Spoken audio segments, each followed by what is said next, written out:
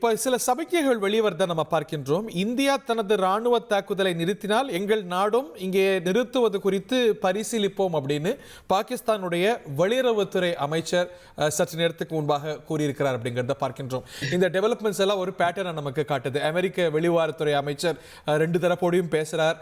இப்போ இந்த Hotline open ஆகுது. அங்கே இது வரைக்கும் ஒரு ஒரு ஒரு பெலிஜரன்ட் டோனில், ஒரு அக்ரெசிவ் டோனில் பேசியிருந்தவங்க இன்னைக்கு வேறு மொழியை பேச ஆரம்பிக்கிறாங்க. இதை எதோடைய சைனா பார்க்க? இது உண்மையை சொல்ல போனா இது ஒரு வேடிக்கைங்க.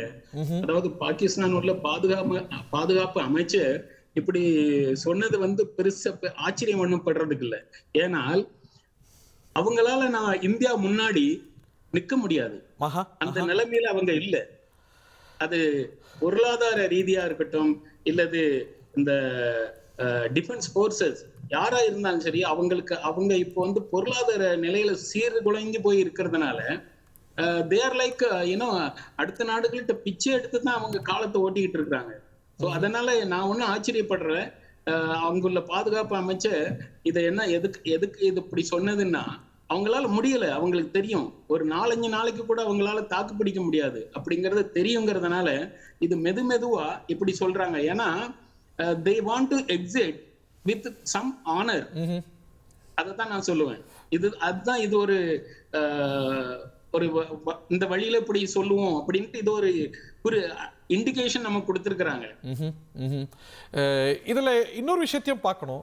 ராணுவ ரீதியா நம்ம எவ்வளவு பிரிசிஷனோட தாக்கணும் அப்படிங்கறத பார்க்கணும். அதே சமயத்துல ஒரு தார்மீக சக்தியா நம்ம சர்வதேச அளவில் நம்மளுடைய ஸ்டாண்டிங் எந்த அளவுக்கு உயர்ந்திருக்கு. இன்னைக்கு உலகம் கான்ட்ராஸ்ட் பண்ணி பார்க்கல. நம்ம வெறும் மிலிட்ரி டார்கெட்ஸை கூட குறி வைக்கல, டெரரிஸ்ட் டார்கெட்ஸ் மட்டும் வித் ப்ரெசிஷன் தாக்குறோம். அதுக்கு ஆதாரம் கொடுக்குறோம். அதுக்கு பதிலுக்கு ஒரு பொறுப்பற்ற வகையில் சிவிலியன்கள், வழிபாட்டு தலங்கள், கல்வி நிலையங்கள் இவற்றையெல்லாம் ஒரு ஹமாஸ் ஸ்டைலில் அவங்க தாக்கிறத பார்க்கின்றோம். இந்த உலகம் இந்த கான்ட்ராஸ்டை பார்க்கும் இல்லையா? ஸோ அதோடைய அழுத்தங்களும் இப்படி வெளிப்பட்டு இப்படி இந்த ஒரு டீஎஸ்கலேஷன் பார்த்து நோக்கி கொண்டு போயிருக்குன்னு பார்க்கறதா? அதாவது இந்திய ராணுவம், அதாவது நம்மளுடைய ஆர்ம்டு ஃபோர்ஸஸ் உலக அளவில் ரொம்ப பிரபலமானது. அவங்களுக்கு ஒரு நல்ல பேர் இருக்கு. we are the 4th largest army in the world. அதையும் விட மேலாக நமக்கு ஒரு நல்ல பேர் இருக்கு உலக மத்தியில. ஆனால் பாகிஸ்தான் ராணுவத்துக்கிட்ட அந்த மாதிரி கிடையாது. அப்படி ஒரு நல்ல பேர் கிடையாதுன்னு தான் நான் சொல்லுவேன். கரெக்ட்.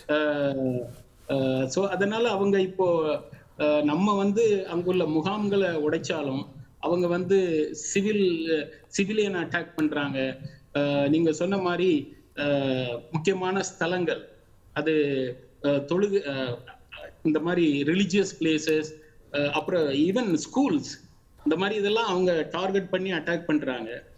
ஸோ இதுதான் இந்தியாவுக்கும் பாகிஸ்தானுக்கும் உள்ள ஒரு பெரிய வித்தியாசம். அதை உலகமும் அப்படித்தான் பார்க்கும். உலகத்துக்கு தெரியும் ஏற்கனவே அங்குள்ள ஆர்மி, அங்குள்ள ராணுவம் எப்படி, நம்ம ராணுவம் எப்படிங்கிறது உலகத்துக்கு நன்றாகவே தெரியும்.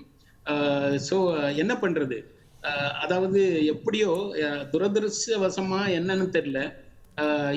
I have always been telling that Pakistan is our hostile separated sibling. நம்ம எப்பவும் ஜனநாயகம் தான்.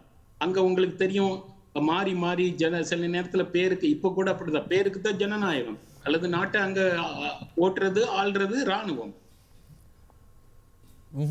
அந்த ஒரு கான்ட்ராஸ்ட் இஸ் வெரி கிளியர். அது உலகம் இன்னைக்கு பார்த்திருக்கிறது. நம்ம அந்த தார்மீகத்தின் பக்கம் நின்று எந்த போர் சட்டங்களையும் சர்வதேச மரபுகளையும் மீறாம நடக்க பாகிஸ்தான் எப்படி நடந்து கொண்டு வருகிறது அப்படிங்கிறதையும் பார்க்கின்றோம். நம்ம பெரிய ராணுவம், பொறுப்பான ராணுவம், அவர்கள் தீவிரவாத குழு போல செயல்படக்கூடிய ராணுவம் அப்படிங்கிறத இந்த கான்ஃப்ளிக்ட் மீண்டும் நிரூபித்து காட்டியிருக்கிறது. இந்த கான்ஃப்ளிக்ட்ல அடுத்த கட்டம் என்ன அப்படிங்கிறது தான் உலகம் உற்று நோக்க. இது குறைய போகிறதா, இந்த ஹாட்லைன் ஆக்டிவேட் ஆகி இது போர் பதற்றம் தனிய போகிறதா இல்லை பெருக போகிறதா அப்படிங்கிறத சொல்றதுக்கு டூ ஏர்லி. பட் பொறுத்திருந்து பார்ப்போம், உன்னிப்பாக கவனிப்போம். Thank you very much mister Natarajan. உங்கள் தந்தி ஒன் தொலைக்காட்சியில் அலாவுதீன் தினமும் இரவு 8 மணிக்கு காண தவறாதீர்கள். தவிர்க்க முடியாத தம்ப்நெயில்ஸ், கலக்கலான கண்டென்ட்ஸ், சினிமாவும் சீரியஸ் பிரச்சனைகளும், சும்மாவே ராம் சரண் தளபதி விஜய் எப்படா பெரிய கலகலப்பும் கைகலப்பும் me too love you. Thank you sir. அவருக்கு அந்த மாஸ் ஏத்துறது ஏற்ற தெரிக்குதுனாலே டன்னு தான். பிரேக்கே இல்லாமல் பிரேக்கிங் நியூஸ் சொல்லும் தந்தி டிவி ஆப். இன்ஸ்டா தலைமுறை வரை இறங்கி அடிக்கும் தந்தி டிவியின் டிஜிட்டல் எக்ஸ்க்ளூசிவ். பாடி காமிச்சிட்டீங்க. அது அதை விட மோசம். இல்ல பாடி காமிச்சிட்டீங்கன்னா அது இன்னும் வெரி பேட். தந்தி டிவி ஆப்பை இலவசமா டவுன்லோட் செய்யுங்க. ஃபாலோ பண்ணுங்க, சப்ஸ்கிரைப் பண்ணுங்க, என்ஜாய் பண்ணுங்க.